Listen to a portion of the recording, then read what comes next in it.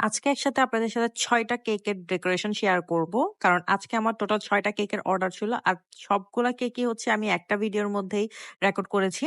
তো এখানে যে কেকগুলা দেখতে পাচ্ছেন ১ম এ ওই ৫ টা কেক ছিল চকোলেট ফ্লেভার এর মধ্যে। আরেকটা আমার ওভেনে বেক হচ্ছিল তখন সেটা ছিল রসমালাই ফ্লেভার এর মধ্যে। তো ১ম এ আমি সেজন্য চকোলেট ফ্লেভার এর কেকগুলার কাজ স্টার্ট করে দিয়েছি। আর এখানে দেখতে পাচ্ছেন প্রত্যেকটা কেকের মধ্যে আমি চকোলেট গানাশ, চকোলেট ক্রিম দিয়ে হচ্ছে ফুল কেকগুলাকে ফিনিশিং করে নিচ্ছিলাম।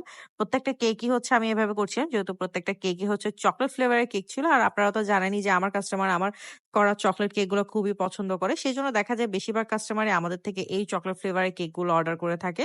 তো প্রত্যেকদিন তো দেখা যায় একটা, একটা করে আপনাদের সাথে ভিডিও শেয়ার করি। তো চিন্তা করলাম আজকে যে সব কেক আমি বানিয়েছি, সব কেকের যে ভিডিওগুলো আছে সেগুলো আমি আপনাদের সাথে শেয়ার করব। কারণ দেখা যায় যে ডেইলি যে ভিডিও সেগুলো শেয়ার করা হয় না। বা ডেইলি আমি কয়টা কেক দিচ্ছি সেগুলো শেয়ার করা হয় না। একটা, একটা করেই শেয়ার করা হয়। তো সেজন্যই আমি একসাথে আজকে যে ৬ টা কেক দিয়েছি, টোটাল ৬ টা কেকেরই ভিডিও একসাথে করার ট্রাই করেছি। আর যারা মনে করেন যে ভিডিও করা খুবই ইজি, আসলে কেকের মাঝখানে মানে কেকের কাজের মাঝখানে ভিডিও করাটা অনেক বেশি টাফ। আশেপাশে ঠিক রাখা, তার উপর কেকগুলা ঠিকমতো করা। দেখা যায় যে ভিডিও করতে, করতে কোনো না কোনো ডেকোরেশন নষ্ট হয়ে যায় অনেক সময়। এটা আমার ক্ষেত্রে অনেক সময় হয়ে থাকে যে ভিডিও করতে, করতে অনেক সময় অনেক ডেকোরেশন নষ্ট হয়ে যায়। তো সেক্ষেত্রে হচ্ছে আমি ভিডিওটাকে বেশিরভাগ এভয়েড করে থাকি যখন বেশি কেকের অর্ডার থাকে। বাট আজকে চিন্তা করলাম যে না, আজকে হচ্ছে একটা ফুল ভিডিও আপনাদের জন্য করি। যাতে আপনারাও দেখতে পারেন যে ডেইলি আমরা কয়টা কেক করি বা ডেইলি আমরা কয়টা কেক কিভাবে সেট করি, কতটা ডিজাইন আছে, সবগুলো আসলে ট্রাই করেছি শেয়ার করার। যখন হচ্ছে আমার বেশি কেকের অর্ডার থাকে তখন আমি একদিন আগে রাতে হচ্ছে প্রত্যেকটা কেকই এরকম নরমাল কোটিং করে বা ফিনিশিং করে রেখে দিই।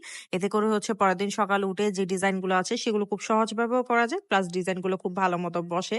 কারণ কেকটার ফিনিশিং যদি ভালো মতো সেট না হয় তখন দেখা যায় যে কেকের উপর যেকোনো ডিজাইন করা যায় না।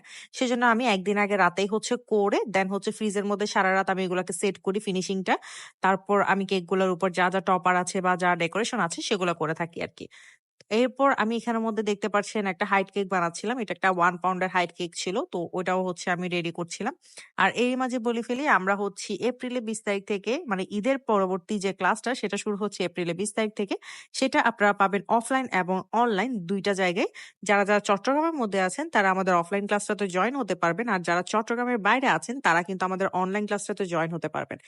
আমাদের যারা স্টুডেন্ট আছে যারা আমাদের কাছ থেকে কেকের ক্লাস করেছে, রাইট নাও ওরা অনেক কেক সেল করছে। মানে ওদের প্রতিনিয়ত আমার মতোই ৩ থেকে ৪ টা ডেইলি কেক থাকে।